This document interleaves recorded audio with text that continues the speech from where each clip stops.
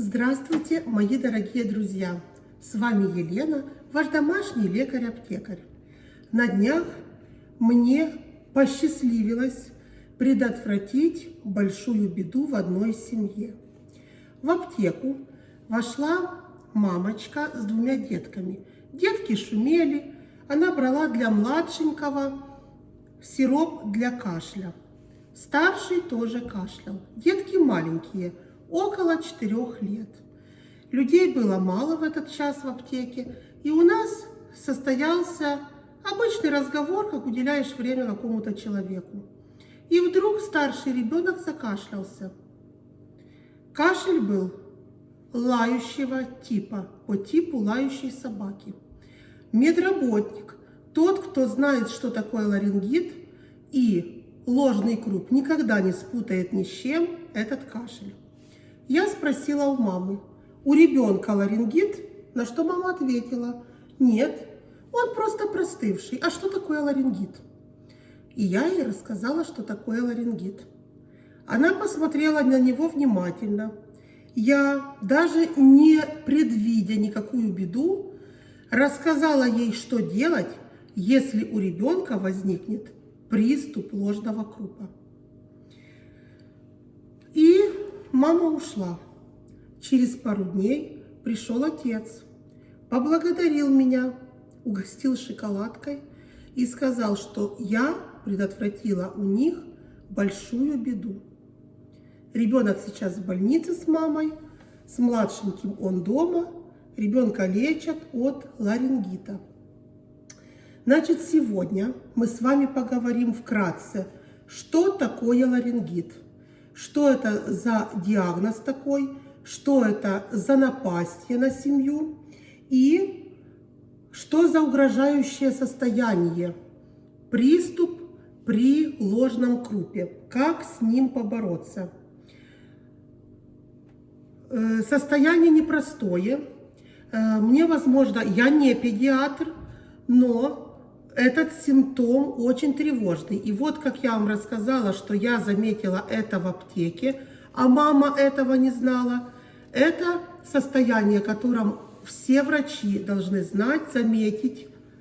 Если заметили, предупредить родителей, что это такое. Итак, ларингит. Что такое ларингит? А это воспаление слизистой оболочки гортани и голосовых связок. Я не художник, но я нарисовала вот такую вам картинку, где я вам покажу. Вот это вот норма. Видите, как открыта гортань хорошо? А вот это вот маленький просвет, очень маленький. Вот немножко запомните эту картинку, она будет у меня на заставке моего видео. И об этом мы сейчас поговорим. Значит, и у взрослых, и у детей размер гортани не совпадают. Детки рождаются с маленькой гортанью, со временем все тут растет, и у взрослых гортань уже приобретает более широкая. У деточек она очень тоненькая. И ларингитами взрослые болеют, но у них это не так опасно. А у малышей до 6 лет опасно тем, что вот если вот тут вот все воспаляется, опухает, остается, видите, такой махонький такой просветик, когда в норме вот так должно быть. Что происходит? Происходит то, что ребенок начинает задыхаться.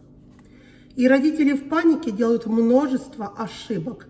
Ошибок, которые могут даже лишить ребенка жизни. Поэтому давайте хорошо разберемся в ларингите, что это такое, как предотвратить вот этот приступ. Больше акцент у меня будет, как предотвратить приступ, сохранить ребенку жизнь и не напугать его в конец. Значит, ларингит. Причем, что вызывает ларингит?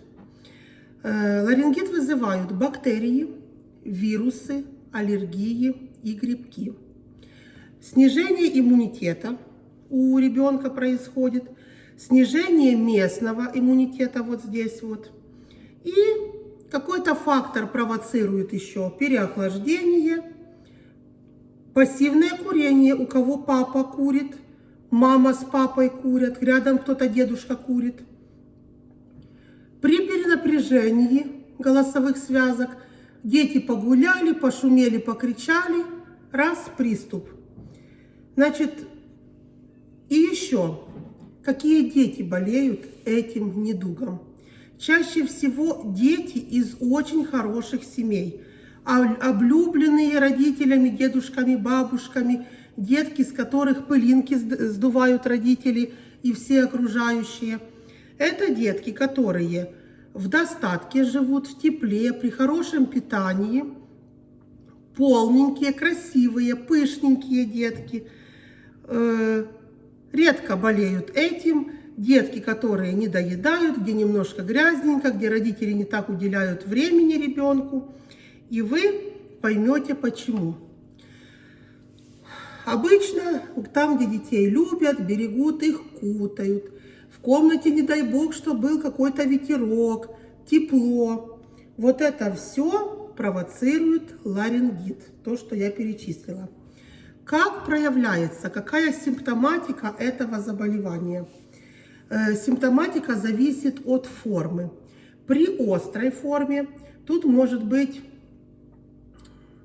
недомогание, слабость, субфебрильная температура, то есть температура невысоких цифр, от 37,1 до, может подняться 37, даже не выше. Ребенок в каком-то дискомфорте, у него расстройство дыхания. Вдох как бы легче ребенок делает, выдох делает тяжелее. Жесткое дыхание. Видно, что ему тяжело дышать. Кашель возникает, рефлекторный кашель, такой жесткий. Недомогание, слабость, может быть боль в горлышке, першение. Заметьте, что чаще всего этим всем болеют детки до 6 лет, в возрасте до 6 лет. Взрослые тоже болеют, но у взрослых это все не так тяжело. Вот все базируется на этом страшном приступе. Мы до него дойдем. Вторая форма, хроническая, она возникает, когда недолечено первое было, неправильное было лечение, и еще при аллергиях переходит в хроническую форму. Тут идет длительная хрипота. У ребенка меняется голос, он такой хриплый, периодически родители замечают, что одышка есть. Кажется, что ребенку не хватает воздуха. Кашель приступообразный, и он похож вот на такой, как приступом идет, несколько раз кашлевых движений, и он похож, как лает собака, как будто щенок лает, вот какой-то такой кашель. Он резкий, лающий. Хроническая форма опасна, видоизменяется гортань. Вот то, что я вам показывала на этой картинке, видите? Тут в норме, вот видите, как все красиво и ровненько, а здесь все отекшее, затекшее, и просвет маленький. И вот за счет этого просвета ребенку очень тяжело дышать. Значит, что происходит дальше?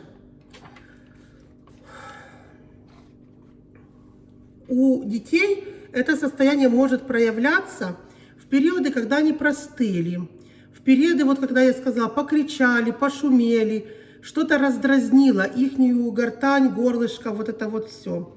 Как диагностировать? Родители, если вы заметили вот эту симптоматику, которую я вам сказала, видите, эта мама растит твоих детей, там видно, что очень хорошая семья, детки у нее в норме, в порядке, очень такие ухоженные, все. И то она не заметила, кашляет ребенок, ну и кашляет, ну и горлышко меняется, звук, голосок меняется. Она это даже сама и не заметила.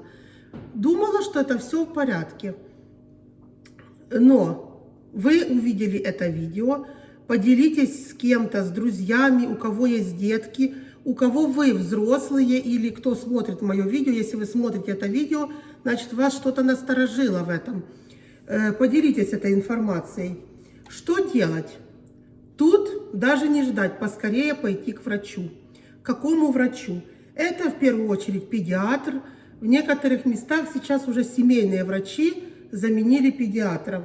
К любому врачу, к лор-врачу. Лор-врач через зеркальце специально, вы, наверное, видели, у них вот такой фонарик есть, зеркальце. посмотрит хорошо ротовую полость, посмотрит, как там обстоит дела в глотке у ребенка. Там все здорово или нет. Что потребуется? Возможно, потребуется осмотр ларингоскопом, специальный такой аппарат есть. Возможно, придется сдать анализ мочи, анализ крови. Могут взять из глотки, смыв глотки анализ. Хороший специалист, он заметит, медработник, кто на скорой работал, вот как я, заметит по кашлю, что что-то тут не так, по голосу, по поведению ребенка. А еще те, кто часто страдают вот этим заболеванием, этим симптомом, у них даже такое лицо какое-то дутловатое, такое, ну вот видно по ребенку, поэтому что, чем он страдает. Значит, лечение. Лечение тут только назначает специалист, только назначает хороший врач. Даже я не берусь назначать лечение, но я знаю, какие препараты и при чем применяются. Обычно симптоматическое лечение и индивидуальное. Нету так, чтобы всем назначил одно и то же. В первую очередь укрепление иммунитета, потому что эти приступы, вот это вот заболевание, оно будет постоянно возникать. Переохлаждение, какие-то простыл, что-то как-то, и вот постоянно будет вот эта вот беда. Значит, лечение витаминное, укрепить иммунитет, обезболивающее, противовоспалительные, то есть если это горлышко воспалилось, какие-то спреи, леденцовые препараты. Если детки маленькие, там мажется горло, потому что страдают даже детки до годика иногда вот этим заболеванием. Назначаются антибиотики, если это бактериальная инфекция в горлышке.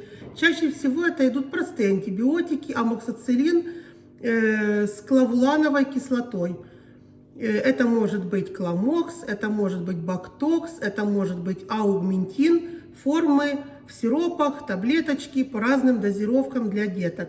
Также еще эритромицин хорошо тут идет, также идет хорошо ципрофлоксацин и моксифлоксацин. Но эти антибиотики, это уже лучше до усмотрения врача, чтобы он назначил вашему ребенку. Значит, очень часто, когда аллергический тип течения, тут назначаются глюкокортикостероиды. Это гормональные препараты, но в этом случае они очень необходимы. Это очень важные препараты, потому что у деток вот этот приступ, он может забрать даже жизнь. Эти препараты бывают в спреях, специальные ингаляторы. Можно этот спрей, врачи уже назначают, как и что, небулайзеры. Тут очень нужны в доме, у кого такой ребенок, особенно аллергический, нужны небулайзеры. В него добавляются лекарства, распыляется в комнате, и ребенку становится легче дышать. Значит, лечение, как я уже несколько раз акцентрирую внимание, незамедлительно, срочное лечение, правильное лечение. Родители должны проконтролировать, и врач должен проконтролировать, долечился ли ребенок, потому что если переходит в хроническую форму, иногда это вообще омрачает конкретно жизнь человека. Значит, лечить только специалист, только врач. Тут идут еще и противовирусные препараты, очень часто вирусы обостряют вот это течение заболевания. Лечение должно быть четкое, чтобы не допустить хроническую форму, потому что это угроза жизни. Тут, дорогие родители, категорически нельзя паровые ингаляции. Вот когда вы картошку греете, накрываете с одеялом, масла какие-то добавляете, чтобы ребенок подышал.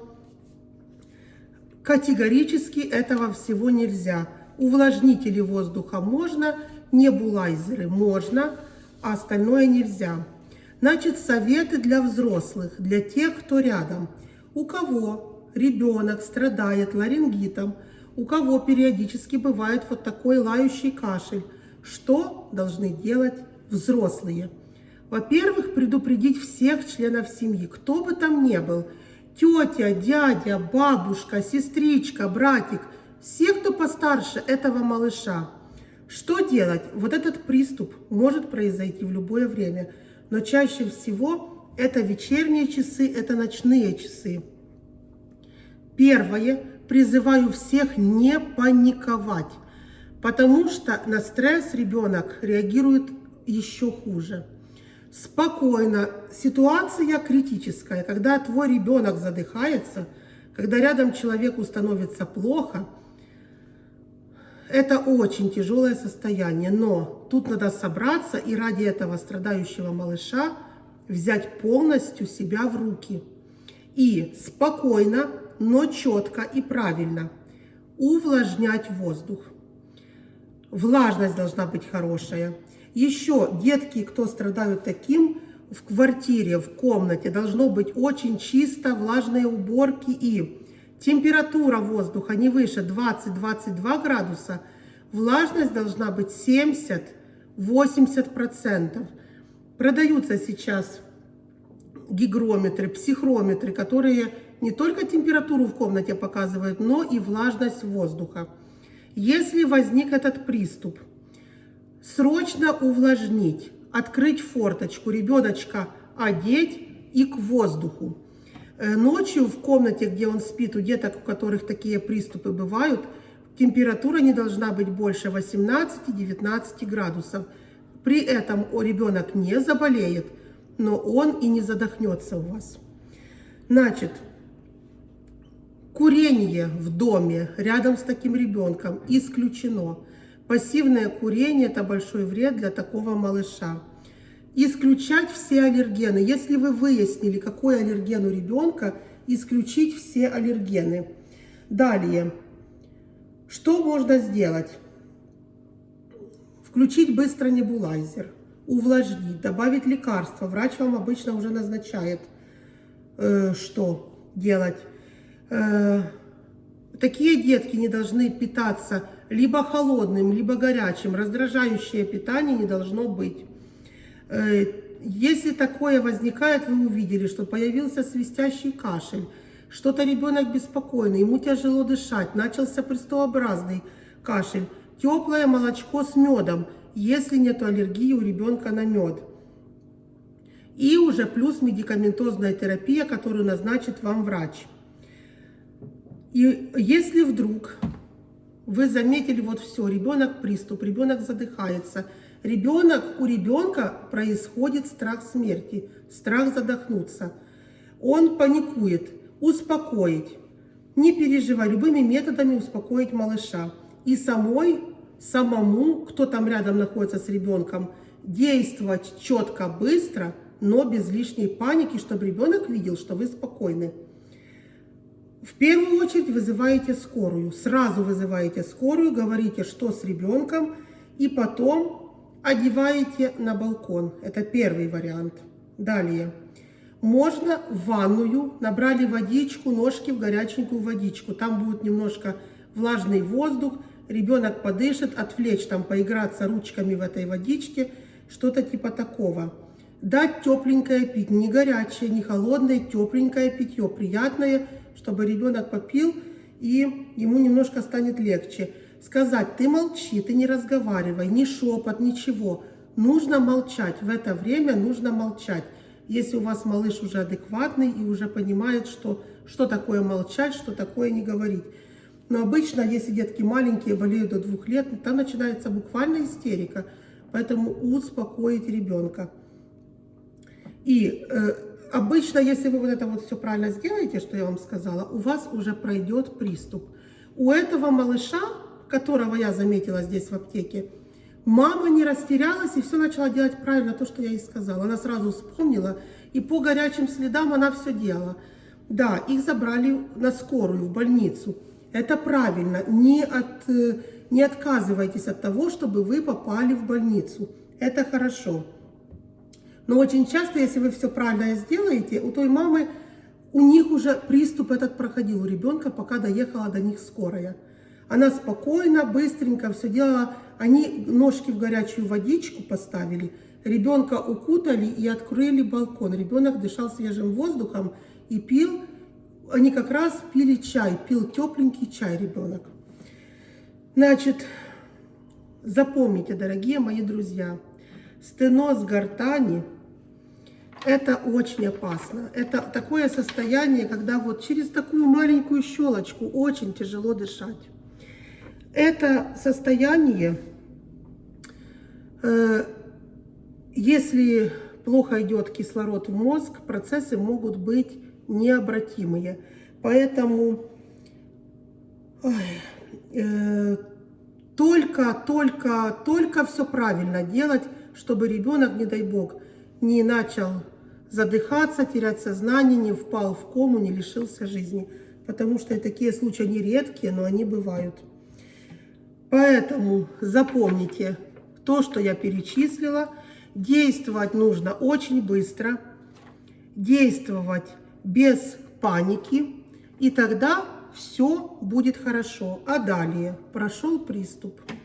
Укрепите иммунитет ребенка. Больше свежего воздуха, хорошее питание, витаминотерапия. И ребенок у вас при правильном лечении с возрастом перерастает, и все у ребенка пройдет. А если, конечно, вы запустите это все, то это будет страдать человек всю жизнь до глубокого взрослого возраста, потому что ларингитом страдают и взрослые люди. Я надеюсь, вам всем была полезна эта информация, поэтому я советую вам, у кого есть детки, поделиться, у кого еще друзья с детками, родственники, близкие, родные ваши. И я очень хочу, чтобы вы и ваши детки были здоровы, и чтобы ничего не омрачало дни жизни ваши на земле. А с вами была Елена, ваш домашний лекарь-аптекарь.